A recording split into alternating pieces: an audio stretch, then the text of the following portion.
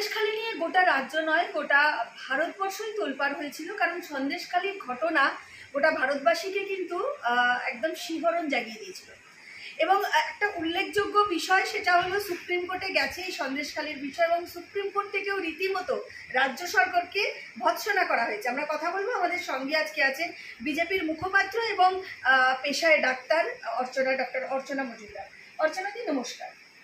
এই যে সন্দেশখালীর বিষয়টা, যেটা খুবই আলোচিত হয়েছিল গোটা নির্বাচন জুড়ে, ঠিক নির্বাচনের আগে, এবং যে শেখ শাহজাহানকে 1 মাস ধরে রাজ্যের প্রশাসন খুঁজে পায়নি, সেই বিষয়ে গেছে সুপ্রিম কোর্টে, এবং সুপ্রিম কোর্টে কিন্তু আজকে রীতিমতন রাজ্য সরকারকে ভৎসনা করেছেন এবং অনেকগুলো প্রশ্ন চিহ্ন তুলেছেন। কি বলবেন এই বিষয়টা? দেখুন, সন্দেশখালীর যে জমি অধিগ্রহণ বা মহিলাদের ওপর নির্যাতনের যে ঘটনাগুলো ইদানিং সামনে এসছে, এই ঘটনাগুলো নিয়ে সারা ভারতবর্ষের প্রতিটা রাজ্য, ইন্টারন্যাশনালি ভারতের বাইরেও আজকে এটা একটা বলতে পারেন রিসেন্ট ঘটনার মূল।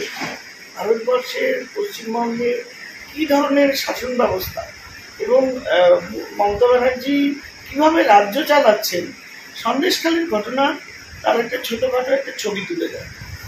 সেই জায়গা থেকে দীর্ঘদিন ধরে আজকে শেখ শাহজাহানের গুন্ডামি তো কম বলা হবে, মানে বেতাজ বাদশাহ সবুজ দ্বীপে তার কোটি কোটি টাকার সম্পত্তি, এবং তার কথাতেই যেভাবে মানুষের জমি কেটে সমস্ত বেআইনি ভেরি এবং বেআইনি ইটভাটা করা, এবং মাছের ব্যবসার নামে যেভাবে স্মাগলিং করা, যেভাবে স্থানীয় মানুষদের প্রতারিত করা, অত্যাচারিত করা, তাদের জমি কেড়ে নেওয়া, মাইলকে মাইল শুধু শাহজাহানের সম্পত্তি। সাধারণ মানুষ সেখানে মানবাধিকার বলে কিছু নেই, তারা কোনো রকমে মাটি কামড়ে বেঁচেছিল এত বছর।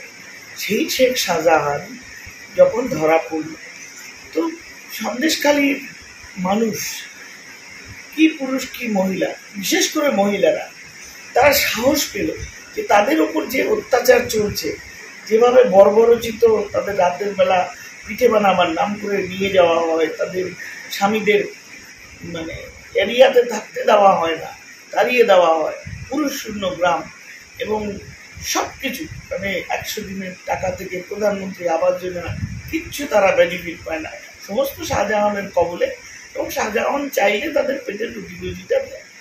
এইভাবে তারা বাঁচছিল পরাধীনতার মাধ্যমে। এখন তারা পুরো যখন এই ঘটনার সামনে এলো, তারা বিদ্রোহ করলো, তারা সত্যি কথা বাইরে আনলো, তখন রাজ্য সরকার পশ্চিমবঙ্গের আশ্চর্য ব্যাপার, আমাদের মাননীয় মুখ্যমন্ত্রী তিনি বললেন যে শাহজাহান হলো খুব ভালো ছেলে এবং সমাজসেবী, এবং তার সম্বন্ধে এগুলো সত্যি কথা নয়, তিনি তাকে সাপোর্ট দিতে থাকবেন। শাহজাহানকে এমনকি হাইকোর্টের অর্ডারের পরেও প্রায় 53 দিনের মাথায় তাকে একরকম জোর করে ধরা হলো। তো মাননীয়া সবাই জানে, এটা পরিষ্কার জানে যে শাহজাহান তার সাথে তার দলবল, তার যে ওপার থেকে আসা রোহিঙ্গাদের নিয়ে রোহিঙ্গা কলোনি, তারা যেভাবে এখানকার স্থানীয় মানুষের ওপর যে অত্যাচার চালায়, সেই অত্যাচার দিয়ে ভোট বৈতরণী ভাগ হতে বলতে হবে। ভোট কিছু হতে হবে, পঞ্চায়েত ভোটে শেখ শাহজাহান কোনো নমিনেশন ছাড়াই সে জেলা পরিষদের অধ্যক্ষ।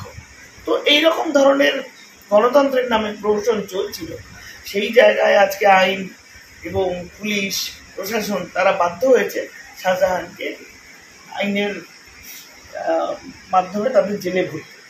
মানুষ সাহস পেয়ে আজকে সত্যি কথা বলেছে। কোর্টের কাছে রেখা আমাদের যে ক্যান্ডিডেট ছিল 164 করে গোপন জবানবন্দিতে তার উপর অত্যাচারের কাহিনী বলেছে, শাহজাহান ভিতরে গেছে, এবং প্রতিটি মহিলা, একটা মহিলাও তো বাদ যায়নি, আমাদের এই হিন্দু সনাতনী মহিলারা একটাও বাদ যায়নি, প্রত্যেকেই অত্যাচারের শিকার হতে, এবং রাজ্য সরকার বারবার প্রতিপন্ন করার চেষ্টা করছেন, হয় মিথ্যা ভিডিও করে, নয় কিছু মন্ত্রী পাঠিয়ে, নেতা পাঠিয়ে, পয়সা দিয়ে, বা তাদের অধিকার মানে ক্ষমতা দিয়ে, বাহুবল দেখিয়ে তারা চেষ্টা করছেন ওখানে সমস্ত মিথ্যা ঘটনা, এবং এগুলো কিছু ঘটনা নয়, এরকম কিছু হয়নি, এগুলো সব বিজেপির চাল, অথবা এগুলো মানুষকে সাজানো হবে। তো সেই জায়গাটায় আজকে সন্দেশখালীর মানুষ ভীষণ খুশি, তারা এক ধরনের আনন্দ উদযাপন করছে। আমরা আবির খেলবো। না, এখন তো সবে শুরু। যেদিন সত্যিকারের সমস্ত ঘটনা ঘাটে সামনে আসবে এবং প্রত্যেকটি দোষী সাজা পাবে, সেই দিন আমরা আবির খেলব। আমরা অপেক্ষা করি, আমরা আশাবাদী সিবিআই অন্তত সঠিকভাবে তাদের জাজমেন্টটা হবে, তারা এনকোয়ারি করবে, রিপোর্ট জমা দেবে, সেই রিপোর্ট মহামান্য হাইকোর্ট দেখে যারা দোষী তাদের শাস্তি দেবেন এবং যারা প্রতারিত, যাদের জমি কেড়ে নেওয়া হয়েছে, যাদের মুখের ভাত কেড়ে নেওয়া হয়েছে, যে মহিলাদের সম্মান কেড়ে নেওয়া হয়েছে, যেসব বাচ্চারা আজকে স্কুলে যেতে পারে না, তাদের একটা ভয় আতঙ্কের মধ্যে তাদের সামান্য পানীয় জল আনতে যেতে পারে না, সেই জায়গায় আটকে দেওয়া হয়, অটো চালাতে পারে না, অটো কেড়ে না, অটোতে পয়সা দিতে হয়, তাদের রেশন প্রাইম মিনিস্টার রিলিফ ফান্ডে যে রেশন আসে রেশনটা লুটে নেওয়া হয়। এরকম একটা জায়গার ভিতর সন্দেশখালী ছিল। আস্তে আস্তে অবস্থার পরিবর্তন হচ্ছে, মানুষ প্রতিক্রিয়া দিচ্ছে, বিগ্রহ করেছে এবং এক ছাদের তলায় এসে সকলকে মিলে আজকে শাহজাহানের এই জায়গায় দাঁড়িয়েছে। সুতরাং আজকে সুপ্রিম কোর্টের যে অবজারভেশন, আমরা যে ওরা এসএলপি ফাইল করেছিল স্টেট গভর্নমেন্ট, তারা এক্সক্লুসিভলি ফাইল করেছিল যাতে করে শাহজাহান, তার দলবল, যারা ক্রিমিনাল, তারা ছাড় পায়। কারণ রাজ্য পুলিশ আর শেখ শাহজাহানের দল আর মমতা বন্দ্যোপাধ্যায়ের প্রশাসন সমর্থক শব্দ, তারা একে অপরের পরিপূরক এবং তারা কোনো দিনই সত্য উদ্ঘাটিত হতো না। মিথ্যা মামলা দিয়ে জোর করে কায়েম করে তাদের ওপর দিয়ে একটা প্রচার করা হতো যে সন্দেশকারীদের কিছুই হয়নি।